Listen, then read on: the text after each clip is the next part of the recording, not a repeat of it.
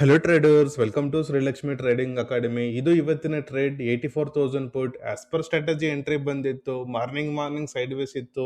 Even morning within 10 minutes ಅಲ್ಲಿ ಒಂದು momentum ಆಯ್ತು. ಮತ್ತೆ ಮಾರ್ಕೆಟ್ ಅಲ್ಲಿ ಮೊಮೆಂಟಮ್ ಆಗ್ತಿಲ್ಲ, ಪರ್ಫೆಕ್ಟ್ ಟ್ರೇಡ್ ಬರಲೇ ಇಲ್ಲ. ಸೊ ತಾಳ್ಮೆಯಿಂದ ವೇಟ್ ಮಾಡಿದೆ, ಒಂದು ಪರ್ಫೆಕ್ಟ್ ಎಂಟ್ರಿ ಸಿಕ್ತು. ಸೊ ಎಂಟ್ರಿ ಮಾಡಿದೆ. ಸೊ ಇವತ್ತು ಸ್ಟಾಪ್ ಲಾಸ್ ತಗೊಂಡಿದ್ದೀನಿ ಈ ಒಂದು trade. Okay, so every day market ಅಲ್ಲಿ ಪ್ರಾಫಿಟ್ ಆಗಲ್ಲ, ಈವನ್ ಸಮ್ ಟೈಮ್ಸ್ ಲಾಸು ಸಹ ಆಗುತ್ತೆ.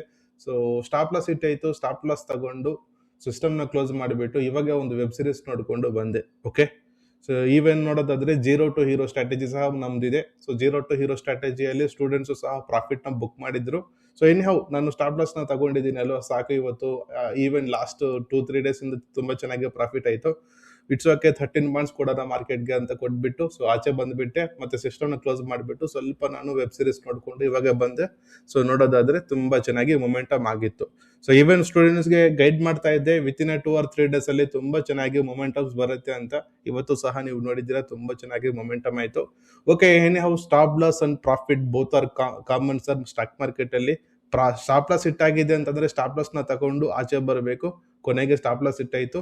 Thank you sir.